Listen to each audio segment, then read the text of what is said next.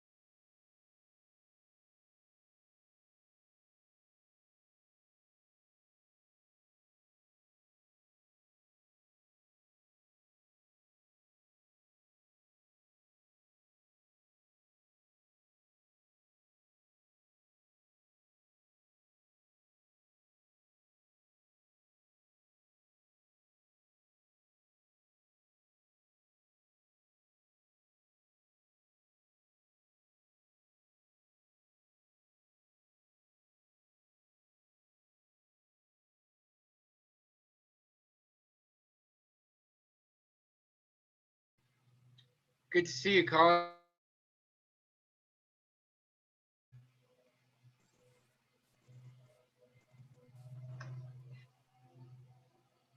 You have to unmute yourself, Mr. Stein.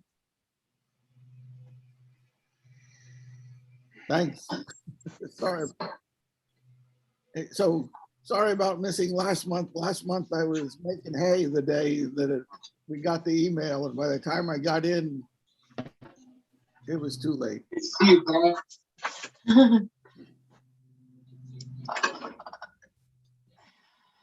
Well, we're still waiting on, well, everybody else. Yeah, it's a little after 7, but you need a few more folks. Let's see, here we go. Somebody else is in, I think. What are we doing here? There we go. Okay, so I'm converting Christy now. Did you hear from Laurel? Oh, here she is.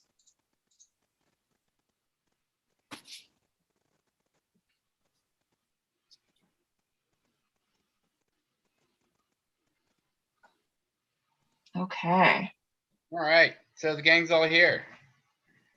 looks like it. All right, well, I'm Sorry, that took me a long time to get in this time. Okay. Bill, your connection's a little in and out. okay. I will turn off video. Yeah, that might help. Yeah, I'm in a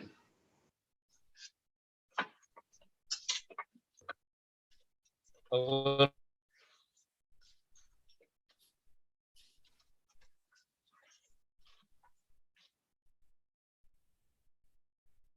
What happened? Okay, he's frozen. Let's just give him a minute to, he said he was gonna turn his video off and see if he gets a better connection. There you are. Is that any better? Yes, that is better. All right, here, let me see if I It looks can, better. let me see if I can move to where, well, yeah, it's definitely an improvement on the photograph. See if I can move to where I get signal. Hello, everybody. Hi, Colin Hi, Laurel. and Christy and Hi, Chris. Laurel. You don't have a picture. Hey, Laurel, do you use Comcast for internet? Yes. Wow, because we have it and it's pretty good. Yeah, I think it works fair, works well. And we're in that introductory price of practically nothing. Yeah, it gets expensive after that goes away. I know. And Angie, hello, Angie.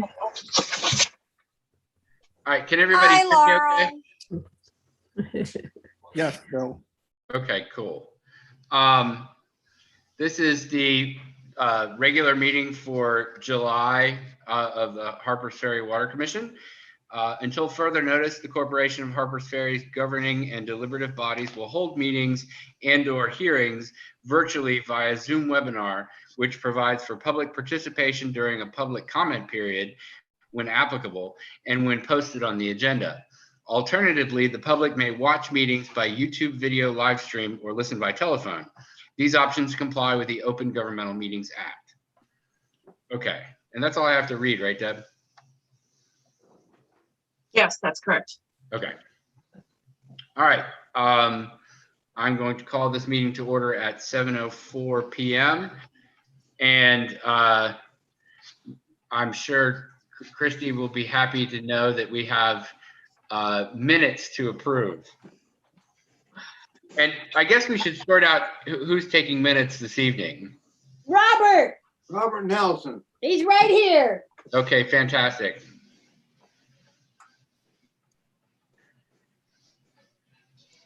Has everyone had an opportunity to review the meeting minutes?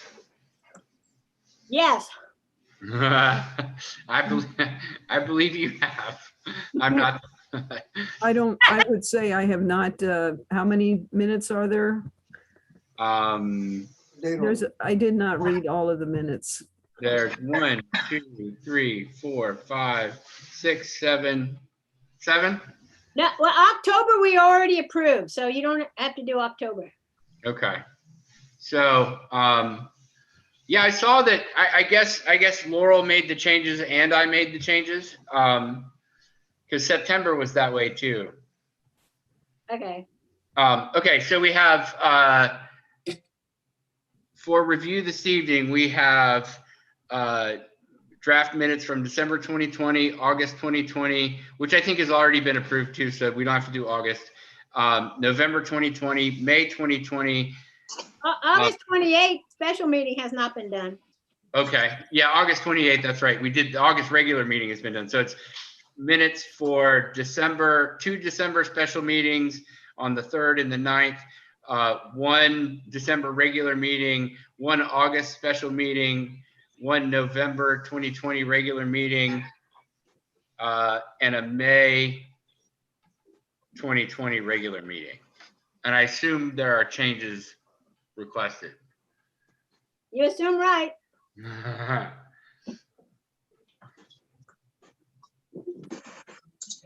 How do you want to do these one at a time? Whichever's easier for, yeah, Yeah. probably. One at a time. Start wherever you like and go. Let's do oldest first and go from there. August 28, 2020 minutes. Yeah. Two things. August 28th. August 28, 2020. If you please put recording after your name, if you were the one doing the recording. Okay. And at this point, I want you to refer to page 10 of the Open Meetings Act, which says that the minutes are only supposed to have the place, the time, the people present, various things like that, and the motions. This does not do any of that when it goes down to the staffing. Well, there wasn't any motions. No, it said did you go to the thing I sent you? Yep. Yep. And what does it say on that thing where it says what you're supposed to cover? Well, I saw what was supposed to be in there. I didn't know that. I didn't necessarily read it as a. You can't. It doesn't say you can't put more. If you go to other things that talk about minutes, what should be in minutes, it says one of the things that you do not do is use terms like, for example, strenuously objected to, summarily terminated. Give me a break, Bill. That has nothing to do with what was happening at that meeting. Okay. Well, it was terminated inappropriately. How do I? No, it was encapsulate not. that? It was not. I was running the meeting. You didn't. You deviated from the agenda. The agenda was for a proposed role of a water project coordinator position, which was temporary, and you now made it into expanding it to a permanent position. And I can tell you that was not on the agenda. Well, you know what? We do not need to relitigate that right now. I agree, So Okay, let's well, not but I discuss that disagree with it issue being in the again. minutes like that. I disagree with it being in the minutes like that. Okay. Recommend the. I- I mean, we can vote on amending them. Right. You know what? I can tell you right now, if you vote on amending them and you guys decide to have this derogatory information in there, I'm out of here. I'm out of here. And so is Robert. I am out of here. I'm tired of this kind of bullshit occurring on public meetings. You know, this is just inappropriate, Christie, I know it is. for you to be talking the way you are. You know, I know this I is- am. This is I an know that. official meeting.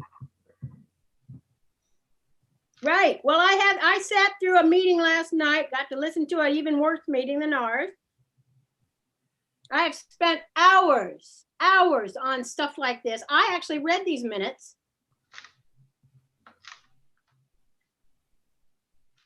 I read it. So go ahead and do your thing, and we'll decide whether or not Robert and I are staying. Well, are you making a recommendation as I to? recommend that we say no motion was made. Okay. And that's it. That's all That's you it. wanted to say. That's it. Recording after your name and no motion was made. Okay. I would that's your suggestion. I would say that we take out the word strenuously and take out the word summarily. But the rest of it, I think is okay. I object to the without parliamentary or procedural justification because I said it was not on the agenda. So I disagree with that, Laurel. I know Robert's Rules of Orders. I actually went to a couple of workshops that were put on when I was on the Board of Zoning Appeals for the county. I think that I would take that out as well. Which Chairwoman Huddle objected to and terminated the meeting, period. Yep, that sounds good. I would agree with that because we're not trying to pass judgment. We're trying to report facts. I agree. Thank you. Okay. Is that a motion? I agree. I move that we approve the minutes with the wording being Bill Robinson proposed that the commission consider the possibility of expanding this role to a permanent position to provide administrative oversight of the utility. Sorely lacking, by the way, is editorial. Yeah, well, we should. Chairwoman Huddle objected to and terminated the meeting, period. I did not get that. I'll say it again. I can't write that down. Robert's going to be doing this for me. I mean, he has to put these in the. Remember, you have the doesn't. recording, Christy. No, Bill Robinson is the one that has to change the minutes if they get changed. Right. Okay, oh, Yeah. okay. My motion is that we add recording after Bill Robinson's name at the top. And then under the staffing, that it will read, Bill Robinson proposed that the commission consider the possibility of expanding this role to a permanent position to provide administrative oversight of the utility, which Chairwoman Huddle objected to and terminated the meeting. Period. Okay. No motion was made. All right. You know what? We tried to make a motion. We might want to add that in there. No, You can say Laurel Drake tried to make a motion I to agree. I consider disagree. this issue, I to disagree. introduce it for discussion, but she was overtalked by Christy Huddle. Hey, Laurel, I'm out of here. I'm out of here. If you're gonna go ahead with that, I'm out of here. I am out of here. You know, that's up to you, Christy. You want me to say goodbye? This is up to you. It's your decision. You want It's- me to say goodbye? Nobody's No, asking you to. no, stop. Just stop, please. We can handle this like adults here. Come on, guys. So what, I want to make a suggestion that we has there been a motion made? Yes. Okay, but is there a second? No, there's no second. There's no, I don't second that. So, well, I mean, I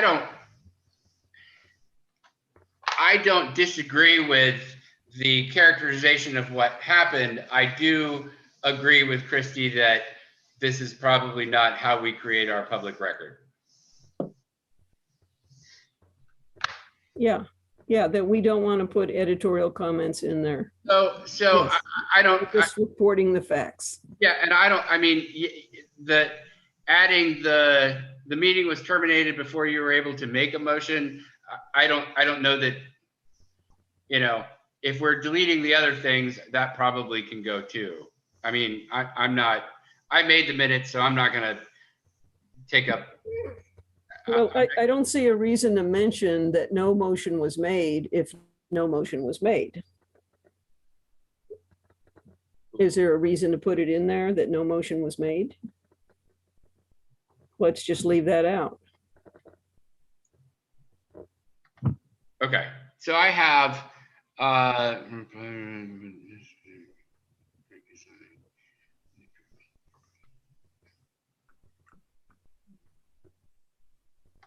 okay, so, are we striking everything except Bill Robinson proposed the commission consider the possibility of expanding the role to a permanent position to provide oversight, administrative oversight of the utility, which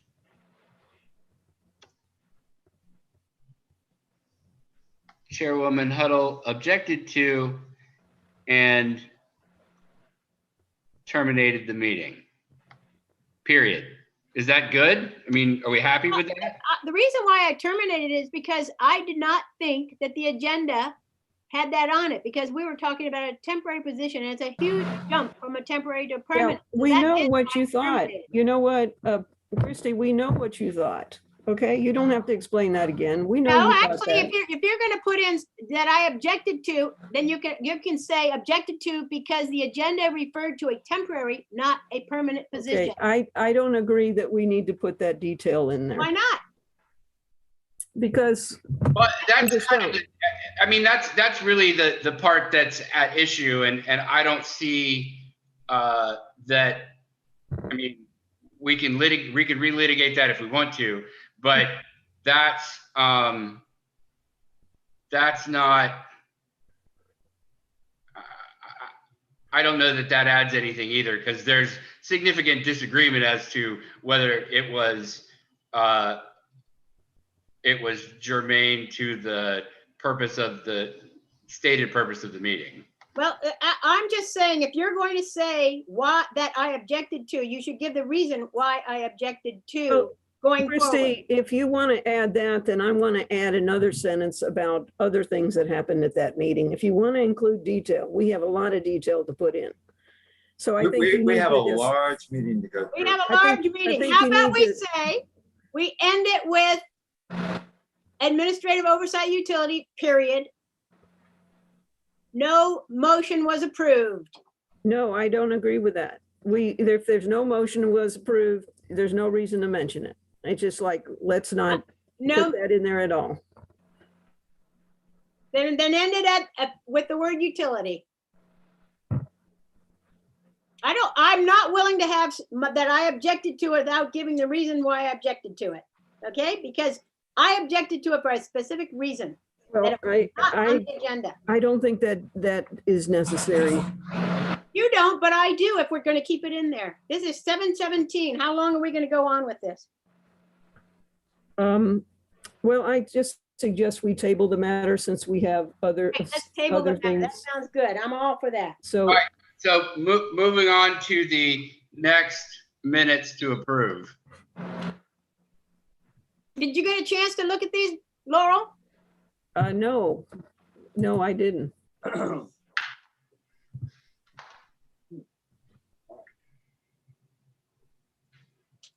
The only comment I had on this was that you put the real word recording after your name. Okay.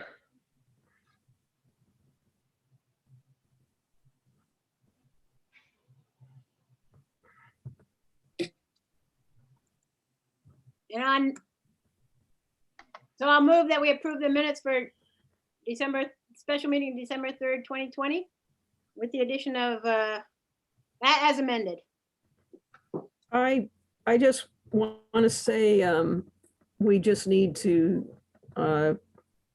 we need to wait on this, although I suggest you make your comments to him, or else maybe take it outside the meeting by, if you want to, by just, write him an email and make the comments. Wait. so that- What are you saying now? I'm saying that I'm not ready to approve these minutes because I haven't had a chance to read them yet. And I'm saying, could you make your comments about? No, how I'll they- wait till the next meeting to make my comments. because Okay. it takes up a lot of time to do this. I and don't if you- care. if I you- don't care. I made the time before this meeting to read them. I don't care if it takes more at the next meeting. Okay. Okay, fine, if you want to do that. Are you withdrawing your motion, Christie? Yeah, I withdraw my motion. Okay. All right. Well, then we will move along. Do we have the June minutes? Did Laurel Drake have time to read those? Those were sent out right after the meeting, the day of the meeting, they were sent out. Which one? June. Yes, but are they here? They were sent out twice, right after Okay. the meeting, and they were sent out a few days. I did read the June meeting. Excellent. Yes, I did.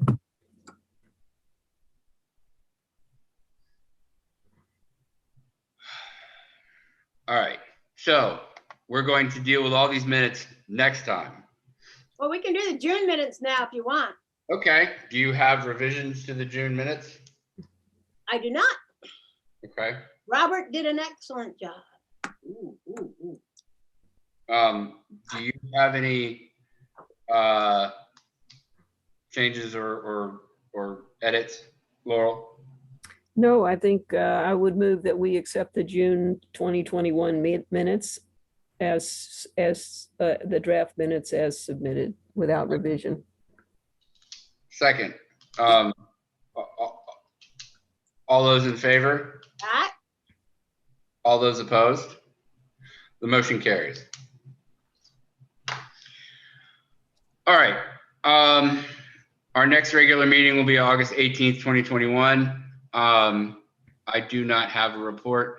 Angie, are you ready to Can I present? make a statement? on- Can I say, yes, I'm sorry. Can Go I make ahead. a statement? My understanding is, Sky, are you gonna be gone that, Yes, I'm gonna be gone on August 18th. If at all possible, can we make it the following Wednesday?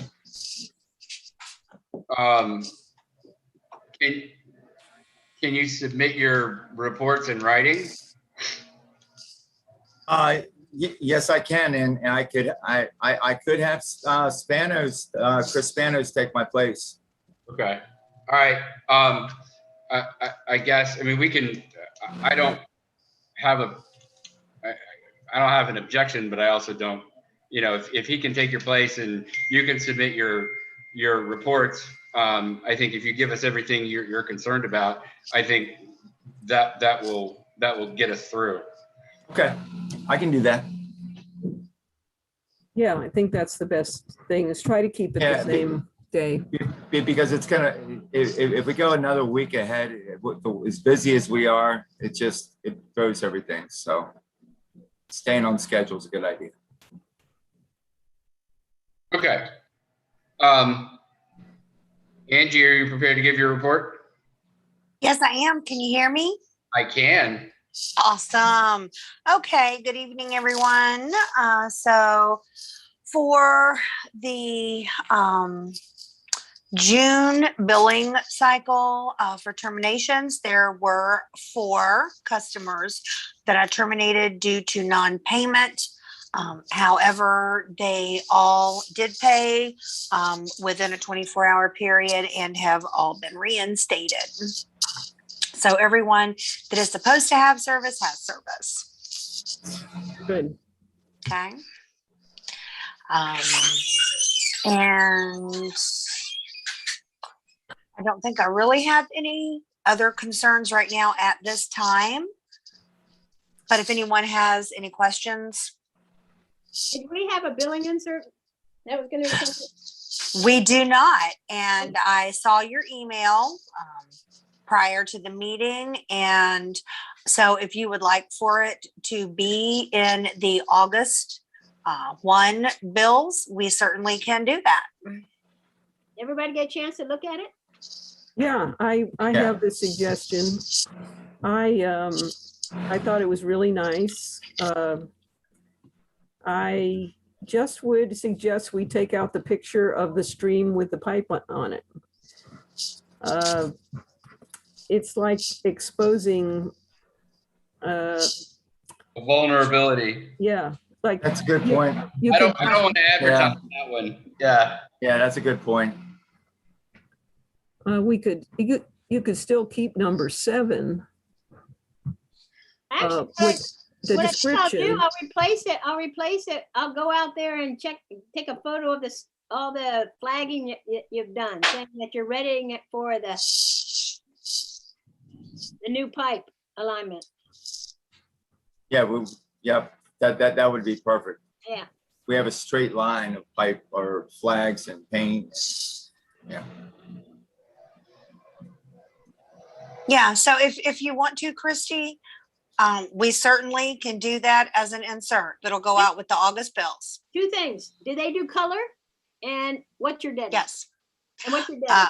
Okay, so yes, I do color, and let me look here at the calendar. So I would say if you could get me the finished product by next Tuesday, the 27th, would that be okay? No problem. Yep, no problem. Yeah. Yes, we can certainly do that. Mm-hmm. Not a problem. All right. So anything else? Any other questions right now? Is Koozie working okay? Yeah, Oh, it good. seems to be doing okay. Right now, everything seems to be doing well. The guys are out reading meters right now. So I wonder, Angie, I got a question. You know, we've talked about the interaction of how Koozie would handle the data from, I guess it comes out in Excel file, and how they would handle it. And I wondered if you could, you know, I don't think we're ready to talk about the details yet, because we don't know the details, but I wonder if just in a casual conversation, you could just ask Koozie, have you worked with any of these vendors before? Have you written programs to intercept their data? If we were to use this vendor, if you went through all 4 of them, and just not all at once, you're too busy to do all that in one day, that might take half a day. But if you just kind of spread it out and just ask, you know, what do you, would you be able to do that for us? For that vendor, would it cost extra? Or would we just inherit that software? You know, just sort of get an idea of where they stand on that. okay. Probably not the person you usually talk to when you call there. You'd probably get referred to somebody else. Yes, I would when it comes to the actual software and how it interfaces with data collection devices. I would speak with someone else other than the normal day-to-day IT assistance group. But I definitely can do that. I can reach out to them and ask them any questions that you all would like for me to. Actually, that's a really good idea to just kind of go ahead and get a general idea and maybe try to get ahead of Just to see what they say, you know, because I'm especially interested in if they would provide that, interaction interface free, or would they charge us to do it? That's an excellent question. Yep. And if Anyway, anyone else can think of anything, any concerns that you all might have, I mean, I know I've got some questions. And so if there's anything you can think of, just email me and I'd be happy to include that. That's a really good idea, Laurel. I'll make sure that I get that done before the next Water Commission meeting. And we can talk about it more then if you like. yeah, that'd be great, just to see what you can find out, what they tell you. Okay, sounds good. I've made a note of it.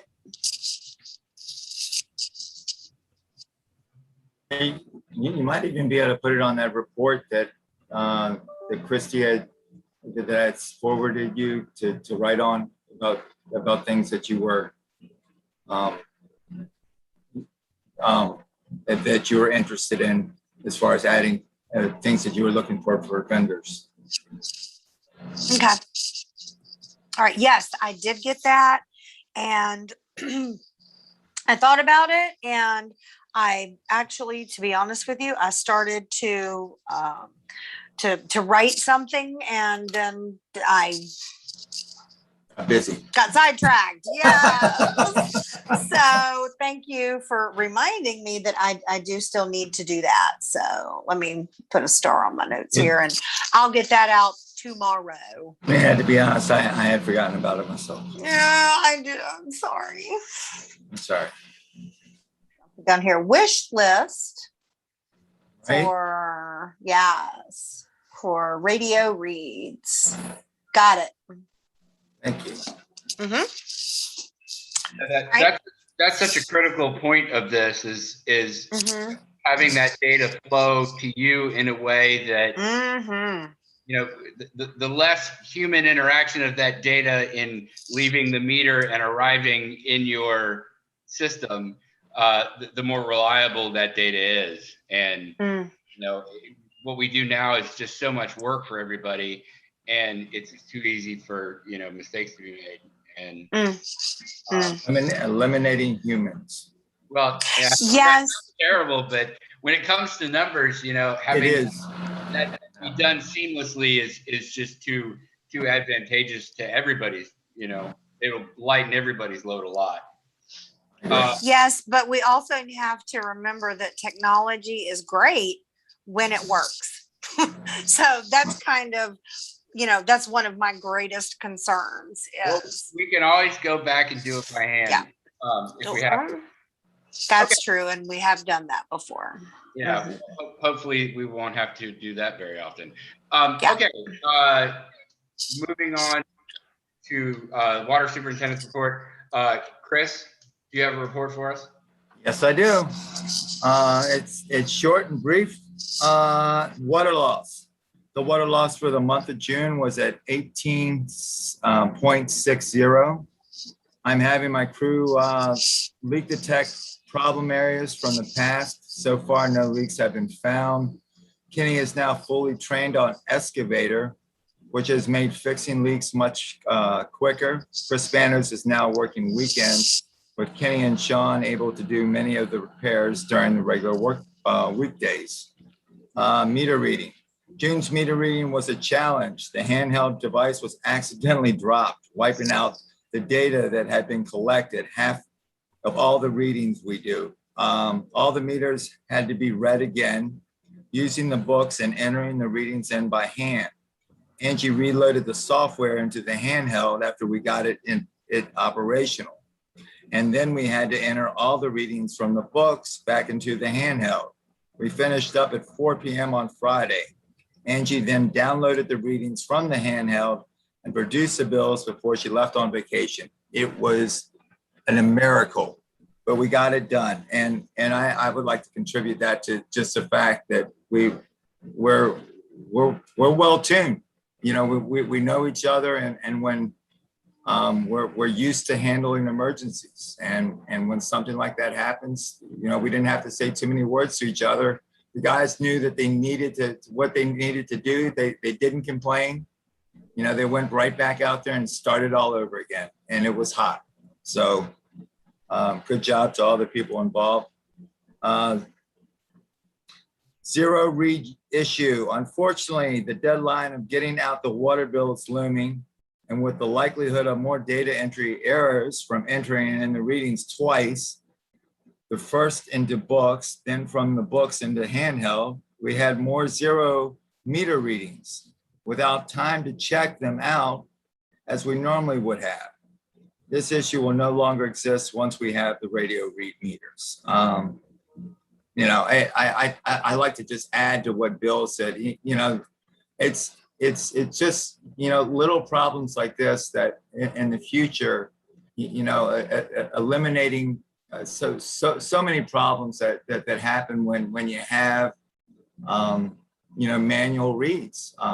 You know, the room for errors are there, and you know, there's also room for accidents, and you know, they're out there driving, and you know, there's potential of somebody getting hurt. I knew meter readers that have been hit before.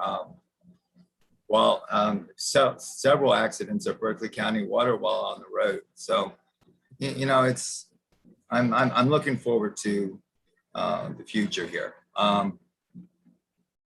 And hold on a second, I just lost. Okay, this term separated agenda item and will be explained in the future. So we're going to be talking about this a little bit further about the zero usage. That's the end of my report. Like I said, it was short and brief this time. Thanks, Chris. You're welcome. Okay, We have so much to talk about. I figured I better not make a lengthy one. okay, so first item. Colin has his hand up. Oh, sorry, I clicked away from the screen.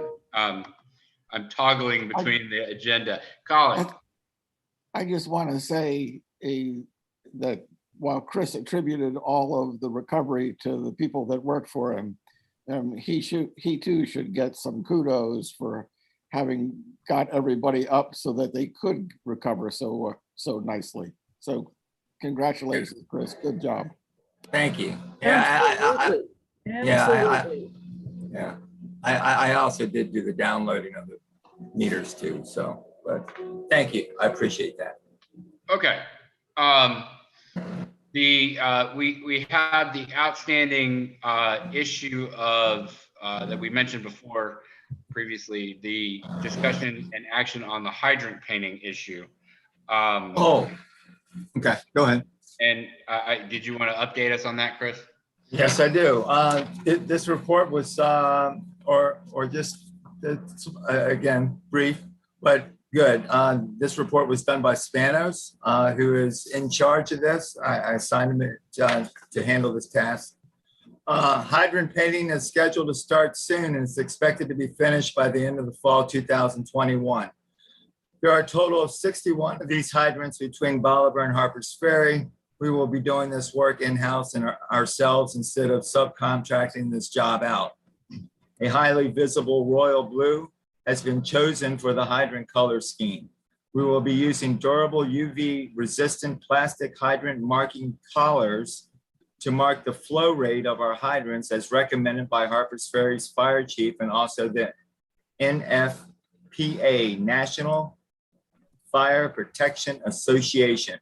The painting of our hydrants is not only important for the quick identification in the case of a fire, but it is also necessary for the longevity of the hydrants to stay functional. There will also be a reflective additive added to the paint. Right now I have, there's gonna be a arrestor that's going to be added to it. We have a list of instructions on just how to do this. So we have an SOP from our paint supplier who's given us like the Coratec arrestor. So basically it's a spray on that's applied twice to the fire hydrant, which obviously is first, buffed out and grinded and, take all the paint chips removed. And we've already bought the drills that have the, the little grinder wheels to help, clean off the old paint. And then there's the super spec alkyd metal primer red. And that's the first gallon. And if you want to know the truth, they said red, but it's actually blue. I apologize for that. And then the very last one is a super spec urethane alk safety blue. And the rusticator is $147. The primer is $48.97. And the super spec urethane alk, safety blue is $60.03. A total of $256.42. And that's supposed to be able to do it, but we'll see. The first trial is going to be. I want when somebody goes down Washington Street, the tourist or whoever, I want Main Street to be seen first, because it's, obviously the main drag here. And we'll get the first 12 fire hydrants painted first. When we get into lower town, there are several that the park owns. Those fire hydrants will be painted green like they have been painted.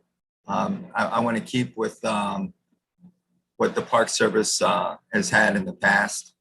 So I think there's a total of 3 downtown that will be painted green, and we have 1 downtown that will be painted blue. Okay? That's all I have on that. Does this require? a mo- Questions? It seems like it'd be just regular maintenance, but does this require a motion? I don't, it's under $500. I don't think, I don't know where we stand on that. I basically just wanted to tell you guys the color schemes and what, what we were planning on doing here. So I guess it's up to you guys if we need to carry it on to the town council. I don't know where we stand on that. Is this, and I see you, Deb, is this, when you say it's under $500, that's for all the painting of all the meters? From my understanding, I believe that cost is for all 60 of them, but I can't 100% be sure about that, but I believe that's what he said. And even if it wasn't double that, and we're still right at $500. Okay, Deb, then Christie. Yeah. Deb, you're muted. Yeah, so since we're talking about money, let's back up a little bit if we could. I thought that this project was going to be thousands and thousands of dollars, which we were Yes. allocating out over different years. So let's make sure that I understand what you said. You said a number of about $400, and then you said that would be to cover 60 meters, 60 hydrants. Are you saying that it's about $400 per hydrant? No. So what me and you looked up and what they recommended, the first approach that they went with was a couple $1,000s. It was just impractical for us to do. They were talking about a situation where I would have to go back like 4 times in a row with an epoxy that if I didn't use would go bad, and we would waste it. And with emergency situations that happen in our line of work, I can't guarantee 4 days in a row of working with the fire hydrants. So there was other approaches that were more expensive, but just weren't practical for us to use. But he did assure us that this is this will give us a quality hydrant. So Okay. So I'm still not understanding the money. So $400 is to cover how many approximate hydrants, or are we still learning that? we're still, just to be on the safe side, I thought that it covered all of them, but I just to double check, I'll call them up tomorrow and confirm that. Okay. So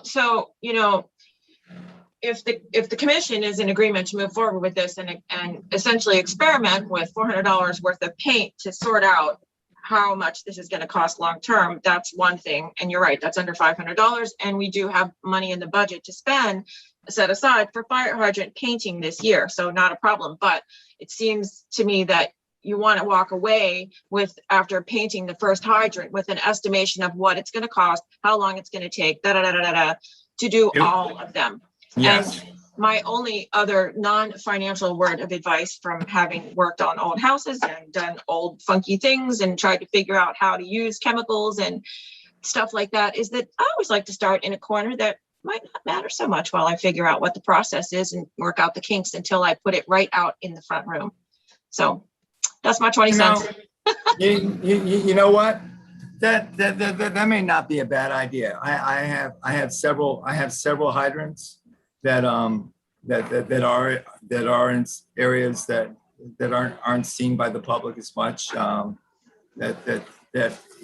You know what? I'll definitely consider that. So Okay. Thank you.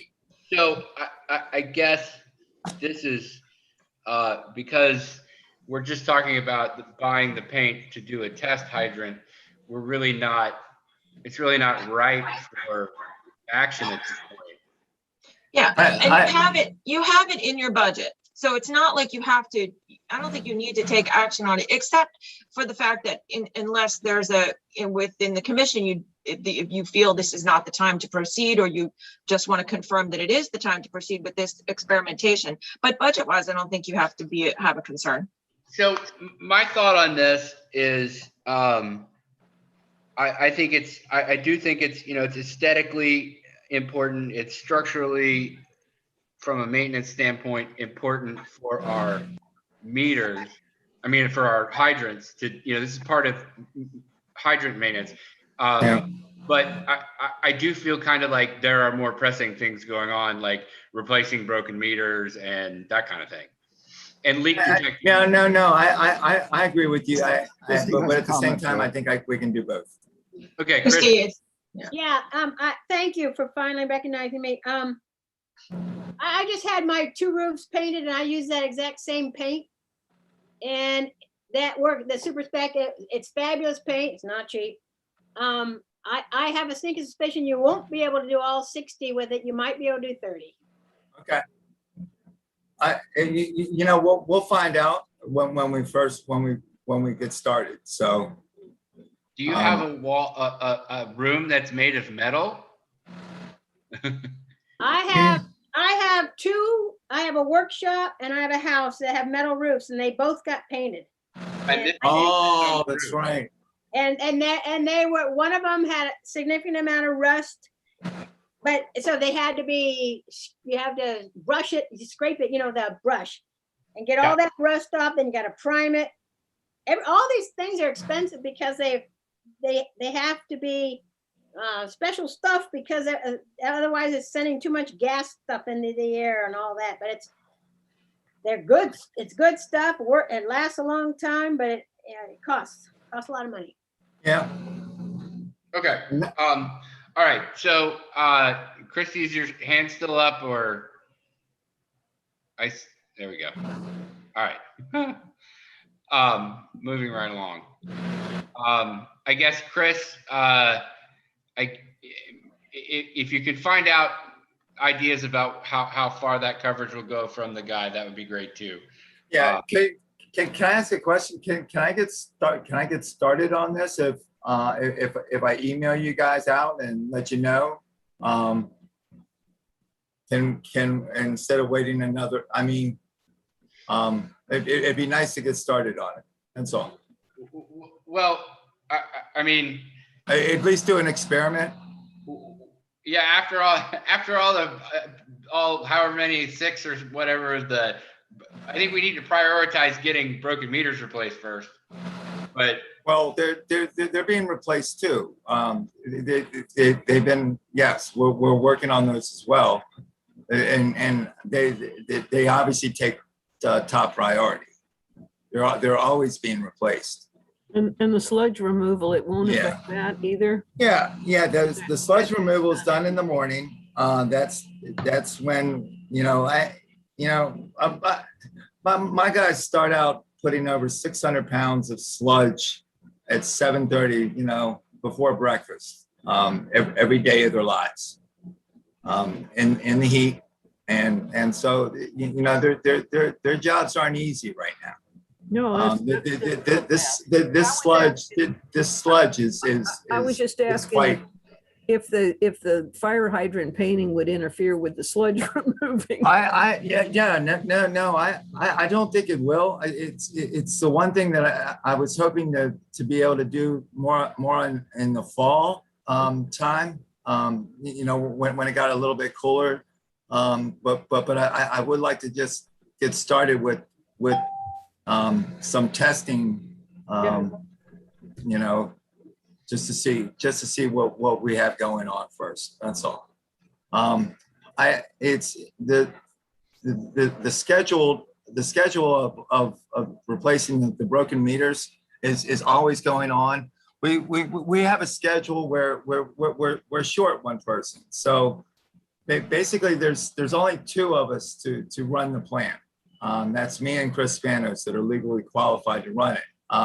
Spanos is only there, for the first 3 days, and Monday, Tuesday, and Wednesday. He's off Thursday and Friday and works Saturday and Sunday. So in those 3 days, if we get a day or two of construction, because we also have other projects along, we're lucky. So now having Kenny that is learning how to operate the backhoe and is gotten quite good at it.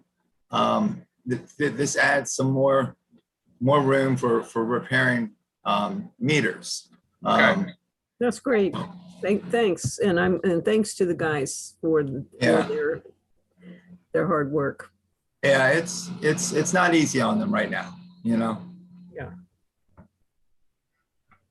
And we're gonna push it up a notch with some things. So Okay.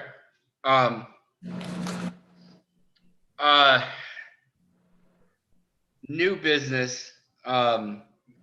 We've been looking at, we received some discouraging news on our first estimate for doing a large, very fast removal of the sludge from our 2 post-production basins.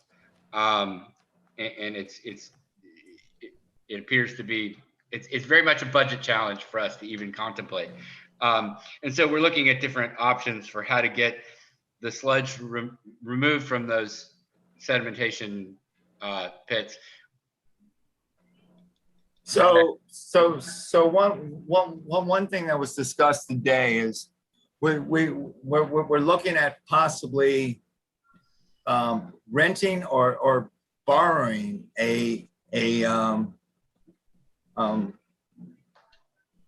another bagger press that a sewer department nearby may not be using.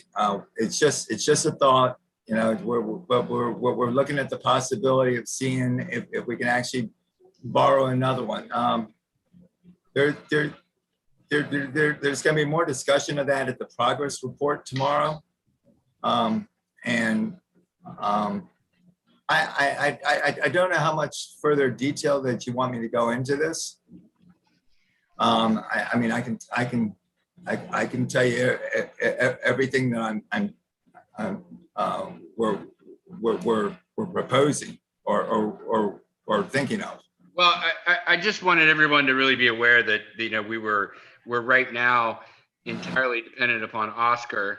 Oh yeah. I worked really hard with this company that I thought was going to be the answer to our problems, and it was well. Last Friday, I got the news at 4:00 in the afternoon, and I was to say the least sticker shocked. They were well out of our price range, and now it's back to the drawing board. But Oscar is really actually making progress. I want to make a suggestion that, that I'm very interested in the other options you have, Chris, but since it's discussed tomorrow at the meeting, I would say, well, let's just wait till tomorrow to hear about them. Okay. Yeah, we're going to have another meeting on this 9:00 in the morning. Yeah, if it's okay with everybody else. Okay. All right. I'm okay with that. Christy, you okay with that? Because it's just discussion. It's not a vote. I'm fine with that. I think that's a great idea. Okay. And Chris, you mentioned you wanted to discuss the zero reads. Oh, yes. Okay. So the guys found out of, we eliminated with the report. We got it down to 74 that were zero reads actually out of this report. And they found 6 of them. One of the things I wanted to, where's it at? There it is. One of the things that I feel that may have happened, we talked about the handheld was dropped. At the end and this normally doesn't happen. We didn't have time for rechecks because of Right. at the very end, she had to get ready and she was going on vacation. And the deadline was passed. So I feel that when we we're reading the meters now, and I feel that we're going to see that some of these meters that we had out of the 74 are probably not zero at all. That we're going to see that there'll be less zero reads. Just for the normally we have 30 to how many rereads would you say we normally have, Angie? I would say usually give or take about 30-ish every month. Okay. Yeah. So there's, not that all 30 of them are zero usages, but out of those 30, probably 10%, 5%, so. Well, in the rereads, that will include what we call rollovers. Mhm. That will also include high usages. Yeah. So that's not just the zero usages. Yes, yeah, that's what I was going to say. So it's Yeah. it's a percentage of the. The 74 on the list was, well, it's not 74, right? Because it had accounts that are not active at all. So it wasn't 74 to begin with, right? Is that correct? The end of my assessment, it was 74. It was 74. But that means people that aren't using, either they're not here, or the counts they're just not using them and they're active. But that was done after this past billing period where basically there was no time to recheck them, right? That's correct. It really wasn't a good run. It was, we'll have to wait for a normal period where you do you do issue the work orders and check all those weird meter reads. So Correct. I think Correct. that's right. Yes, I understand. that's exactly the point. Okay. But I think it is good to stress to the meter readers that we do check out all those high, low, whatever meter reading or zero because I know in my case, I had a zero meter read once and it resulted in an extra charge the next month Yeah. that I wouldn't have had. So And then we found 6 of them. yeah, that's good. So. Yeah, and sometimes I have found that in your case, Laurel, the zero usage was actually, I believe, a misread Yeah. that right. was not Misread. caught. Mhm. Simply because there are times that we think that people are out of town, and But just we- because it's a zero read doesn't necessarily trigger a reread. If it's been a zero read for several months in a row, we either discern that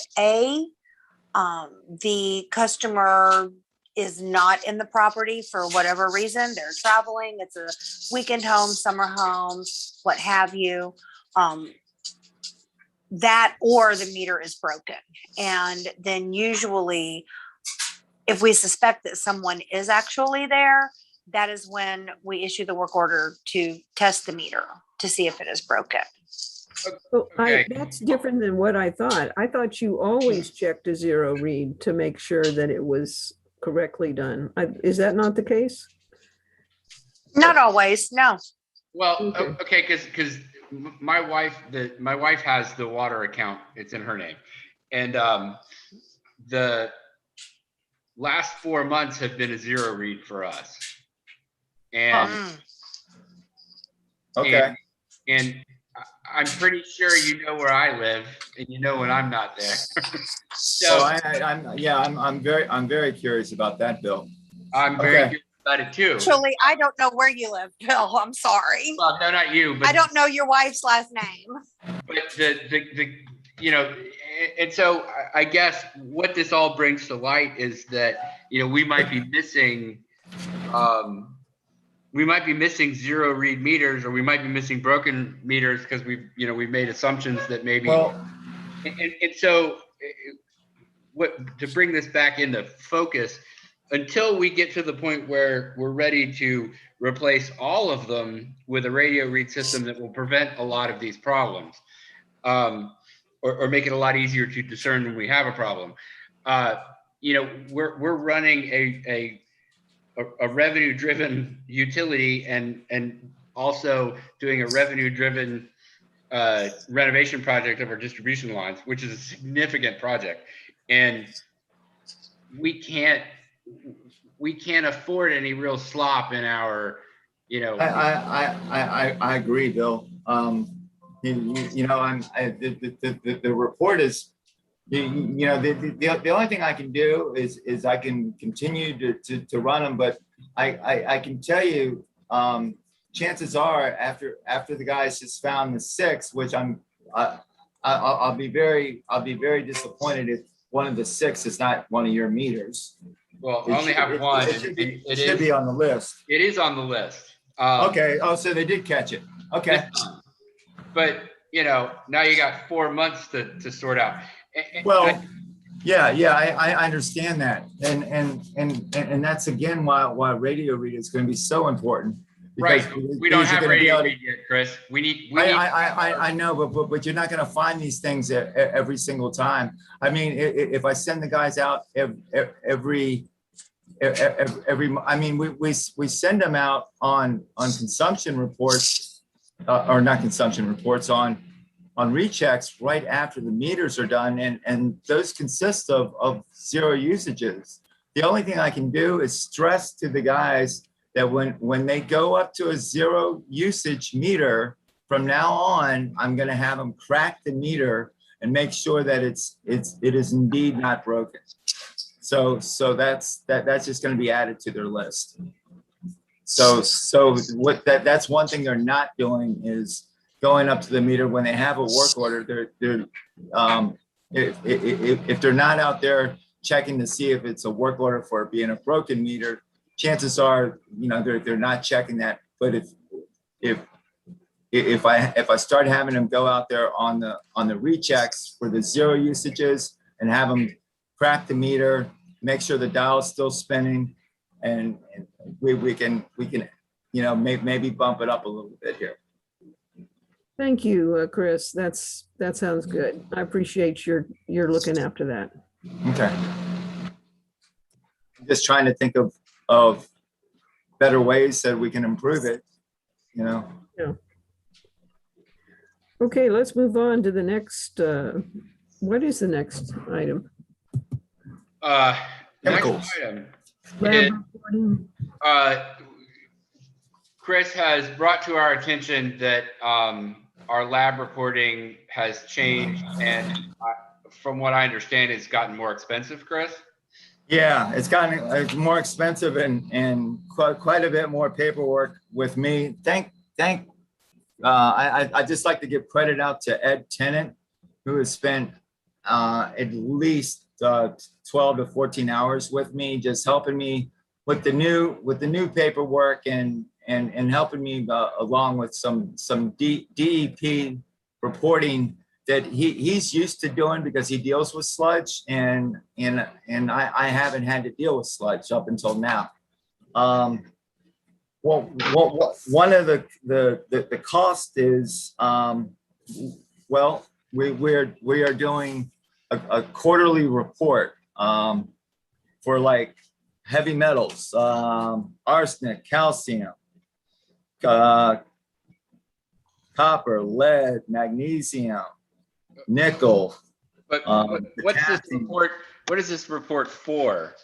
It's a report to report to the DEP and also to the Oh, the dump site, exactly, what chemicals or heavy metals that we have in our sludge. It's just a chemical analysis that has to be done quarterly. The cost of the new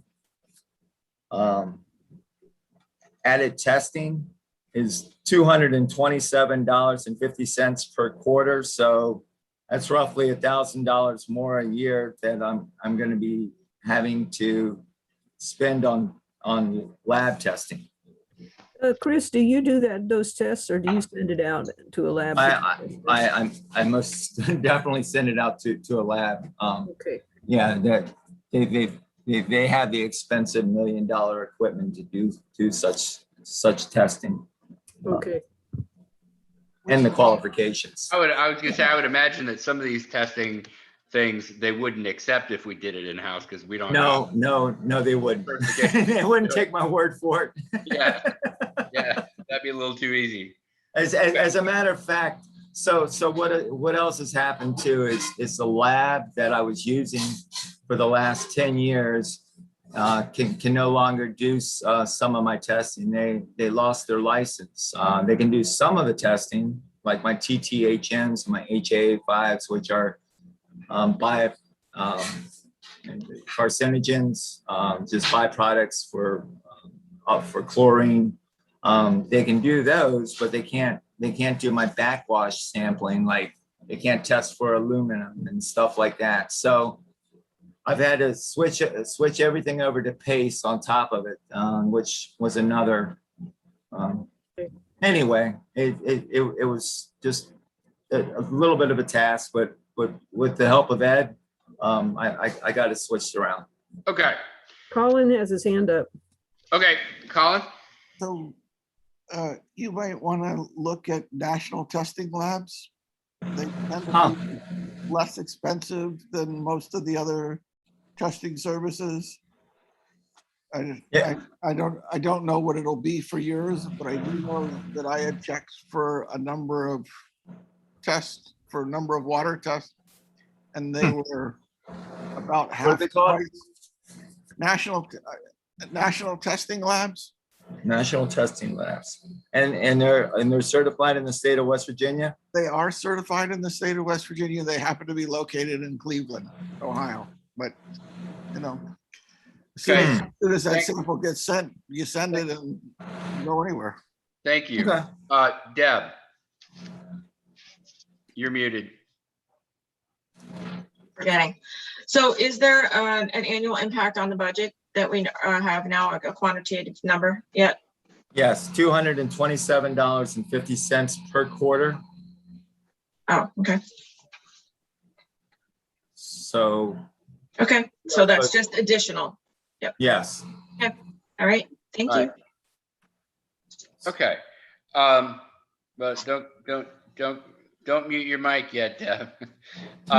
We need to, we have financials to discuss. Oh, yes.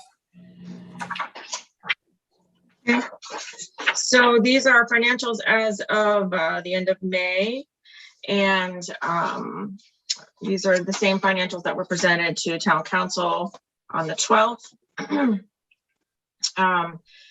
In the income area, if you remove the grant money, which won't be coming until fiscal 22, that reduces our overall expected income to $755,000 and increases the percentage of income we currently are experiencing to 87.4%.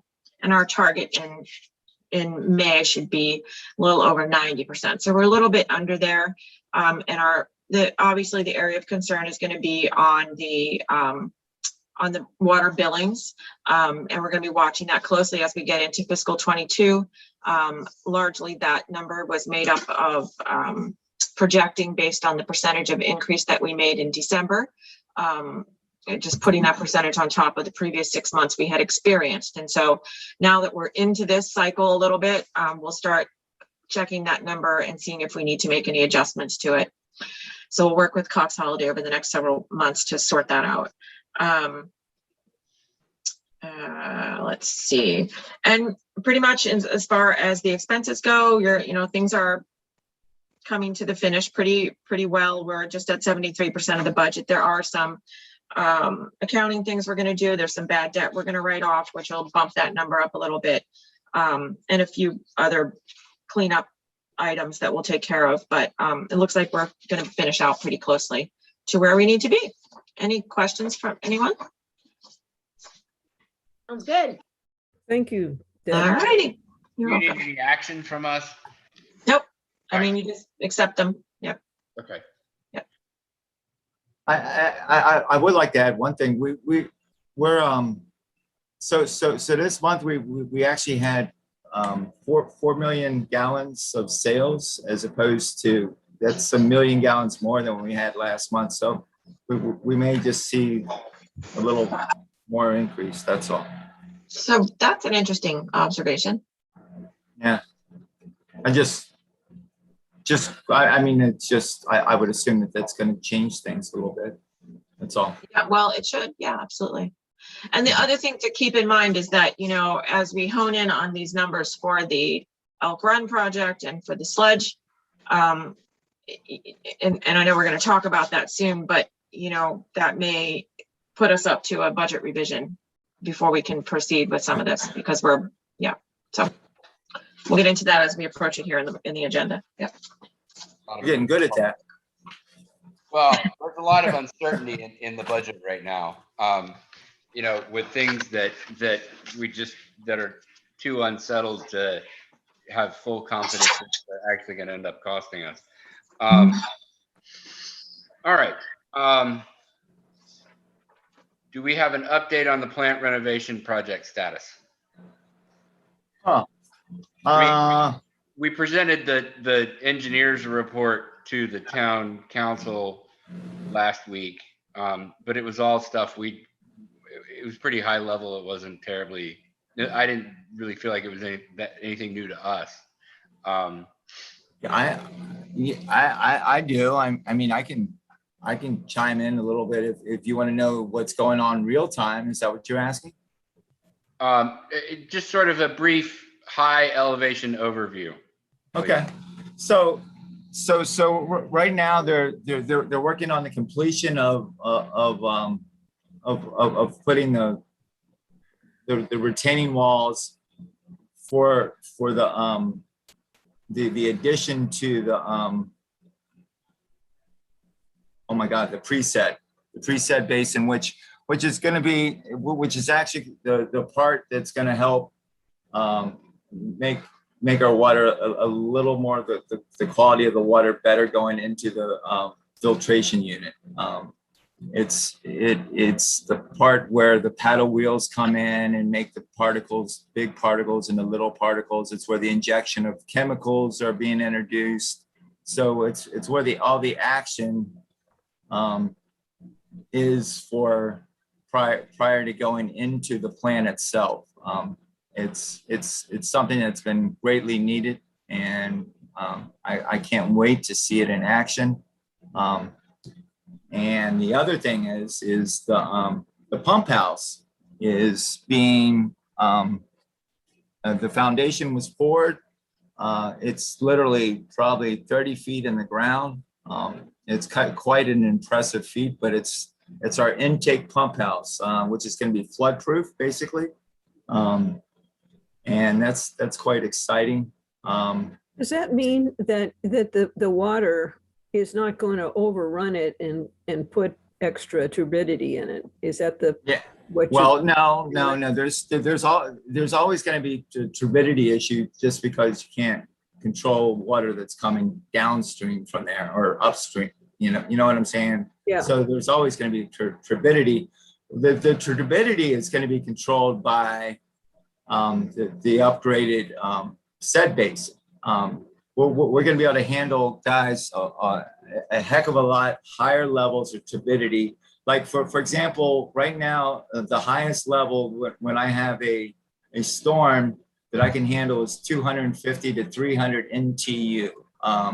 We average an NTU of average is 5, sometimes during storm levels, which happens almost every other week now. we get up to 300 NTU, which used to be unheard of. And now it's happening quite a bit. Once it reaches past 300 NTU, I have to shut the plant down. I can't, it can't handle it. In the future, we'll be able to handle as much as 1500 NTU.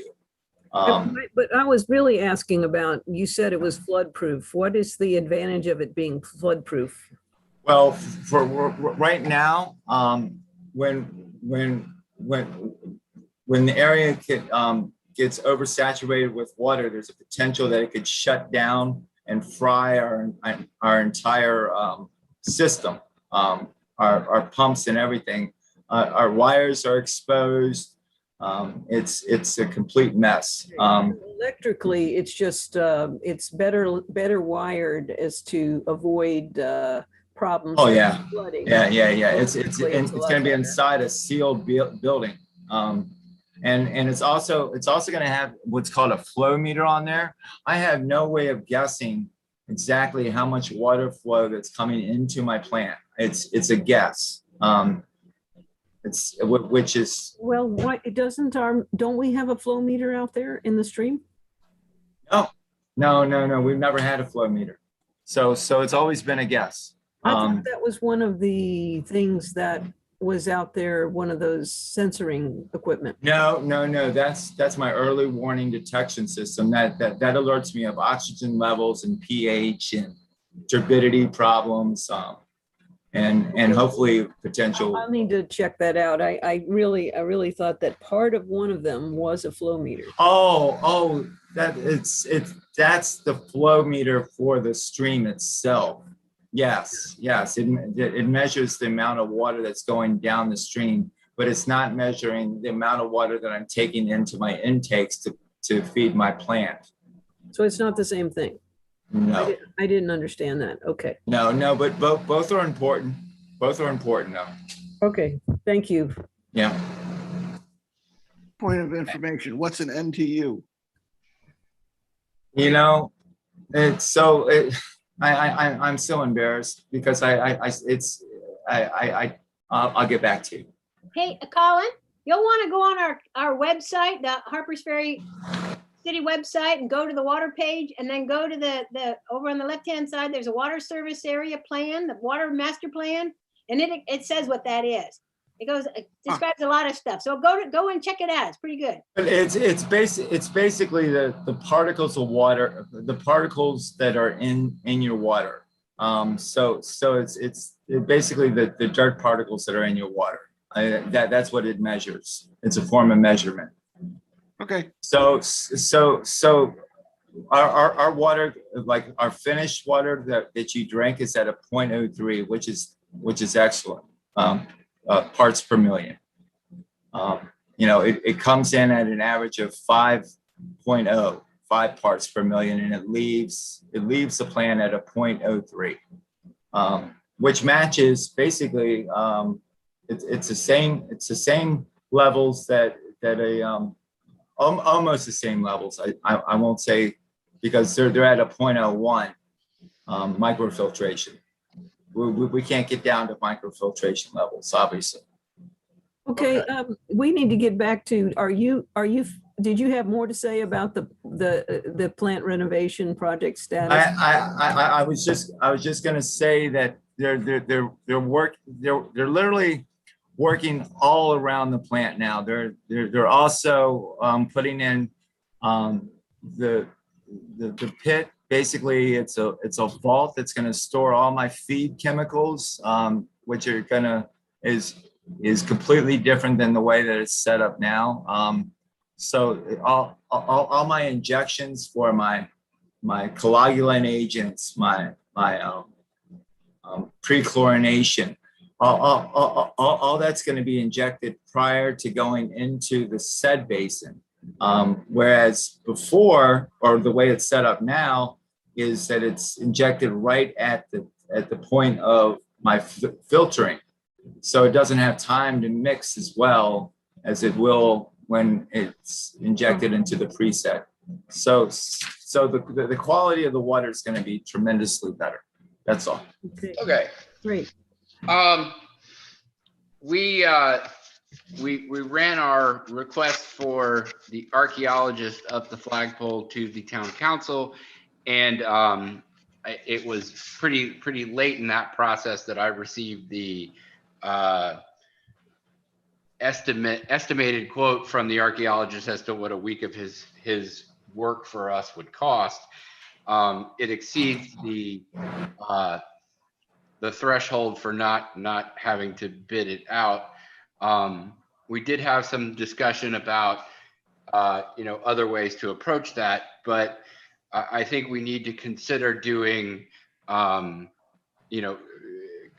cover our bases, to put this through a bid process. It doesn't have to be anything approaching the formality of the plant project or the Elks Run 8-inch main project.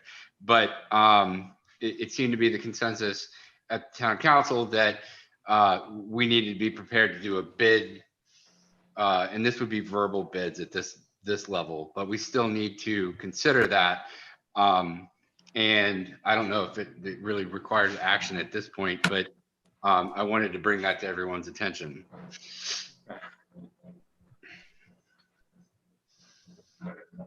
So we're not ready to do anything about an action on the archaeologist at this point? Well, we've already done the action. We ran this, you were there. We discussed it at the town council meeting, and I have not had a chance to come up with a list of other potential archaeologists. But we don't need to, because it's over $2,500 for a week. And it seems that,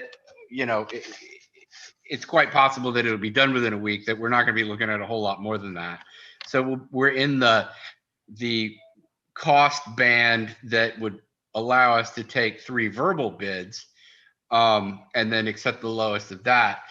The considerations that I put before the town council regarding, considering whether the possibility of direct award existed or anything like that, is the fact that this is the archaeologist that's already performed, a decent amount of this work in preparation for our original bid back when we bid out contract 1 and 2.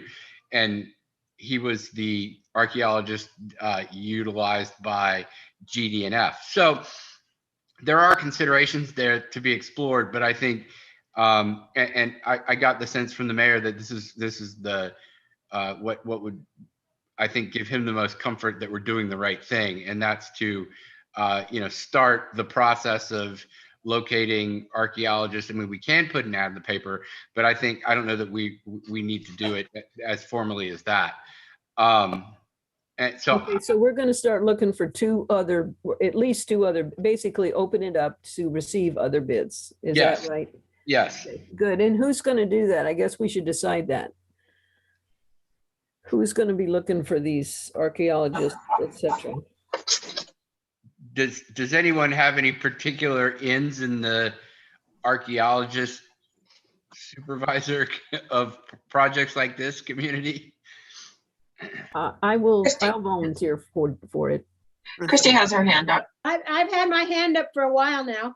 All right, I'm flipping between. Yeah, I talked to Eckenrode at length about this and also a little bit with Andrew Lee. It really behooves us to use someone that they're comfortable with. Yeah, we should look. And Eckenrode said, he gave me an estimate, which I thought I passed on to you guys, of how long it would likely take to trench, which is when the archaeologist would have to be on the site, and that would not exceed 1 week. So that we're talking about that weekly amount. Yeah, I got that. As for, my understanding is that you're saying, Deb, that pushes it into that weekly amount pushes it into having to get 3 bids. So our threshold for our obligation to get bids is $2,500, and this is estimated at least $3,500. And so But we don't need to go to the newspaper or anything like that. We can get verbal bids. It doesn't even have to be, if we can, we should have a very consistent write-up of what it is that we want done, but then we can just get a simple email back from them, or someone talks to them on the phone, you get a verbal that is acceptable. If they say, I can't do it, that's also counts as a bid. That's a no bid. So I would like to continue my work as a point person and get those bids. I'll talk to Mhm. Eckenrode and find out from him what his write-up was for getting the first one, when he got the criteria or whatever the description of the work that he made for it in the first place. Get that from him, and then just find out who Andrew Lee thinks might also could do the work, and who Eckenrode, if he's worked on national park land before and can give me some names of archaeologists. I'll get some names and I'll give them a call with the description that I received for what the work involves. Well, can you work with Laurel on that? She's also volunteered to do this. Well, it depends. What does she want to do? And she told me that Well, she you couldn't know, do the the minutes park- tonight because she's so busy with her council stuff. That's The why park- I don't want to park have her getting itself- too involved, and I don't want her getting overloaded. The park itself has archaeologists working for them. And that's somebody I would go to. Well, Ask them I too. agree, but our contact person on this whole thing is Andrew Lee, so I go through Andrew Lee to get that. Okay, well, that's going through the park. Deb's got her hand up still. Yeah, the only other thing that I wanted to say is that just keep in mind that there are parameters to the bid that aren't just necessarily price, although price is going to be certainly a strong consideration, but you do want to have somebody that does have experience with the Park Service. That's a legitimate question to ask. Do you have that? That's something that we're going to need. Do you know how to work with them? That's a legitimate requirement. I mean, Yeah, right. that can be a threshold requirement. I Mm-hmm. don't have any problem with that. And I think, when we discussed this at the town council meeting, and I kind of laid out the framework of what constitutes doing it with a direct bid approach or direct award approach. And, some of these things may wind up putting this person back on our laps anyway. So, because we do have pretty specific requirements for this project, and, if they don't meet the requirements, they don't meet the requirements. So I just think it's important that we do, to dot our I's and cross our T's, and I'm pretty confident that the mayor agrees with that. And if we do, a good job of putting that together and we still end up with the person, well, that's okay. We've done our job. And so I think that, Clear. I agree. Bill, that's anyway, right. okay, so I don't know that I don't really see a motion here. I think we need to circle back at least by next meeting and be prepared to make a recommendation. Okay, I want to also say, since I became the liaison, so right now, because of the last meeting of the town council, I'm both the liaison and also a voting member of the Water Commission. Just in case it wasn't clear to anybody. That was only voted on at the last meeting.